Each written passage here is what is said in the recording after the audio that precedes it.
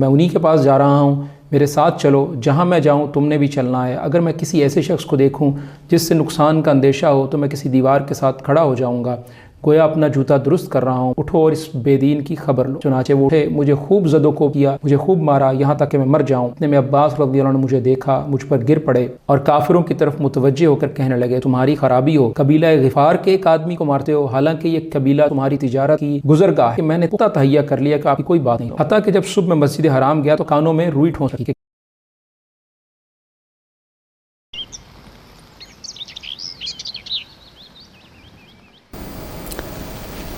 الحمدللہ والصلاة والسلام علی رسول اللہ۔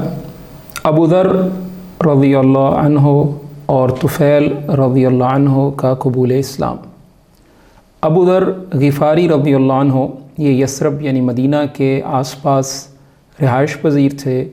جب سوید ابن صامت اور ایاس ابن معاذ کے ذریعے مدینہ میں رسول اللہ صلی اللہ علیہ وسلم کی بعثت کی اور نبوت کی خبر پہنچی اور یہ خبر ابو ذر رضی اللہ عنہ کے کان سے بھی ٹکرائی تو یہی واقعہ اور یہی بات ان کے اسلام لانے کا سبب بنی۔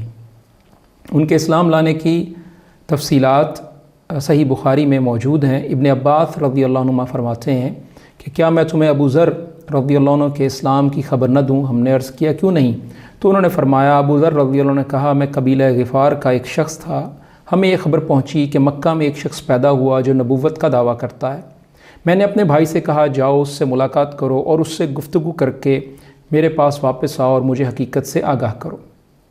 چنانچہ وہ گئے، انہوں نے رسول اللہ صلی اللہ علیہ وسلم سے ملاقات کی، واپس آئے۔ میں نے کہا کیا خبر لائے؟ انہوں نے کہا اللہ کی قسم میں نے ایک ایسے شخص کو دیکھا ہے جو اچھی بات کا حکم دیتا ہے، بری بات سے منع کرتا ہے۔ میں نے کہا اتنی سی خبر سے تو میری تسلی نہیں ہوتی۔ آخر میں نے سامان کی تھیلی اور ایک لاٹھی اٹھائی اور خود مکہ کی طرف روانہ ہوا، لیکن وہاں آپ کو نہ پہچانتا تھا اور یہ بھی مناسب خیال نہ کیا کہ آپ کے متعلق کسی سے دریافت کروں، لہٰذا میں زمزم کا پانی پیتا اور مسجد میں آیا کرتا۔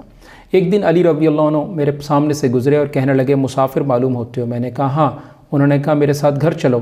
چنانچہ میں ان کے ساتھ ہو لیا، نہ تو وہ مجھ سے کوئی بات کرتے اور نہ میں ان سے کچھ بیان کرتا۔ پھر جب صبح ہوئی تو میں کعبہ گیا کہ میں کسی سے آپ صلی اللہ علیہ وسلم کے بارے میں دریافت کروں تو کوئی شخص مجھے آپ کے متعلق کچھ بیان نہ کرتا۔ پھر اتفاق سے علی رضی اللہ عنہ کا میری طرف سے گزر ہوا تو انہوں نے کہا کہ کیا ابھی تک اس شخص کو ٹھکانہ نہیں ملا؟ ابو ذر رضی اللہ عنہ کہتے ہیں میں نے کہا نہیں۔ تو انہوں نے کہا اچھا میرے ساتھ چلو۔ ابو ذر رضی اللہ عنہ کا بیان ہے کہ علی رضی اللہ عنہ مجھ سے کہا تمہارا کیا کام ہے اور اس شہر میں کیسے آئے ہو؟ میں نے کہا اگر آپ میری بات کو پوشیدہ رکھیں تو میں آپ سے بیان کرتا ہوں۔ علی رضی اللہ عنہ نے کہا ہاں ایسا ہی کروں گا۔ تو میں نے کہا کہ ہمیں یہ خبر ملی ہے کہ یہاں ایک شخص ہے جو نبوت کا دعویٰ کرتا ہے اور میں نے اپنے بھائی کو بھیجا وہ ان سے بات کرے، مگر وہ لوٹ آیا اور کوئی تسلی بخش خبر نہیں لایا۔ میں نے چاہا میں خود ان سے ملوں۔ علی رضی اللہ عنہ نے کہا مطمئن رہو تم اپنی منزل پر پہنچ گئے ہو، میں انہی کے پاس جا رہا ہوں، میرے ساتھ چلو، جہاں میں جاؤں تم نے بھی چلنا ہے۔ اگر میں کسی ایسے شخص کو دیکھوں جس سے نقصان کا اندیشہ ہو تو میں کسی دیوار کے ساتھ کھڑا ہو جاؤں گا، گویا اپنا جوتا درست کر رہا ہوں، مگر وہاں سے آپ چلتے رہیں گے۔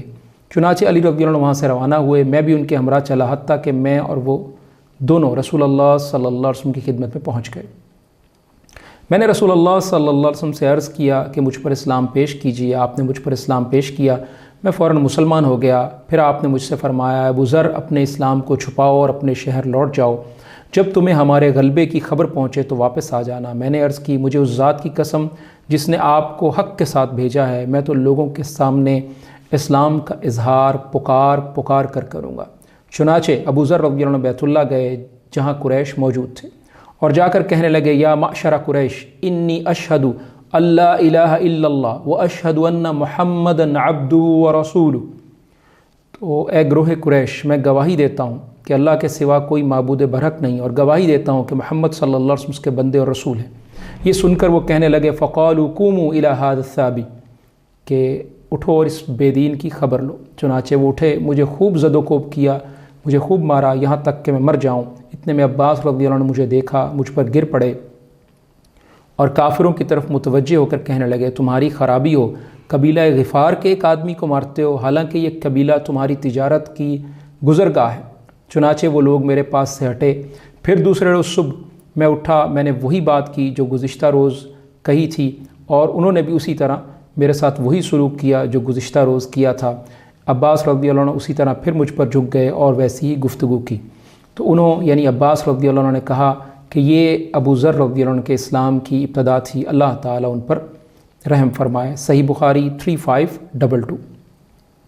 تو اس واقعے سے جو اسباق ملتے ہیں یا فوائد سامنے آتے ہیں، ایک تو یہ کہ ابو ذر رضی اللہ عنہ نے اسلام کا اظہار ببانگ دہل کیا، جبکہ رسول اللہ صلی اللہ علیہ وسلم نے انہیں اس سے روکا بھی تھا۔ تو بہرحال اس سے یہ معلوم ہوتا ہے کہ اللہ کے رسول صلی اللہ علیہ وسلم کا یہ حکم وجوب اور لازمی نہیں تھا، تو اسی لیے جو ہے رسول اللہ صلی اللہ علیہ وسلم کو جب ان کے اس نعرہ حق کی خبر ملی تو آپ خاموش ہو گئے اور دوبارہ ان پر کوئی ملامت نہیں کی۔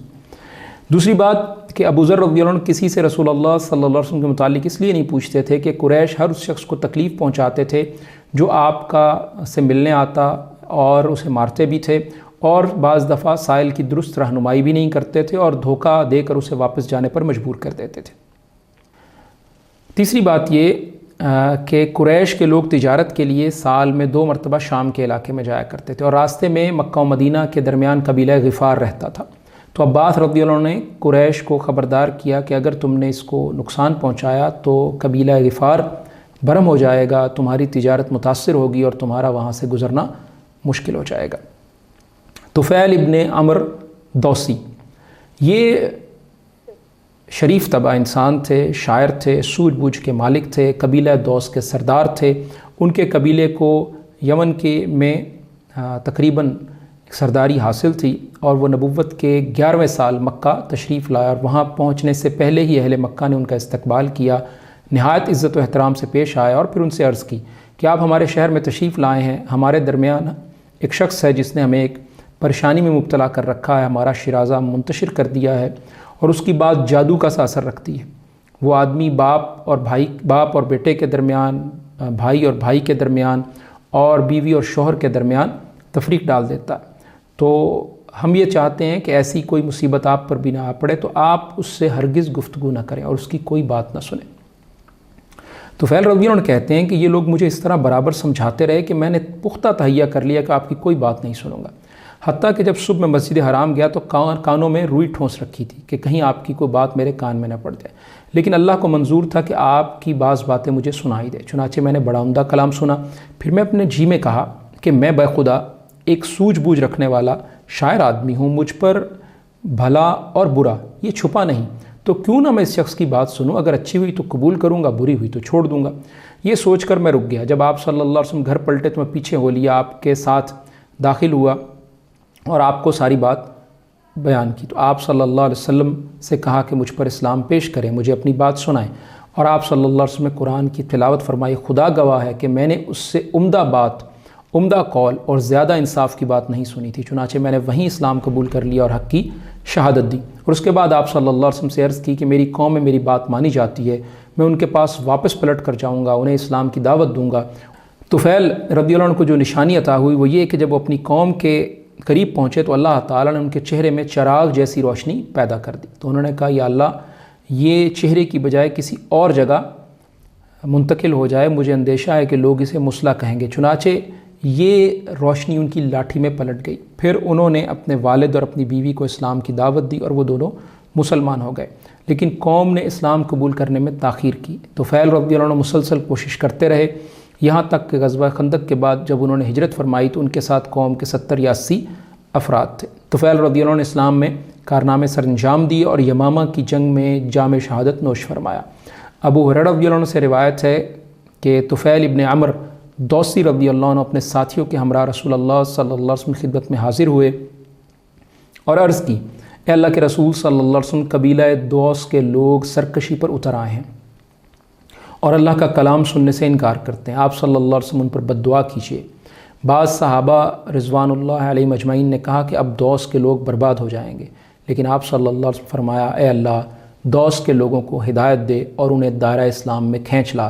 صحیح بخاری 2937۔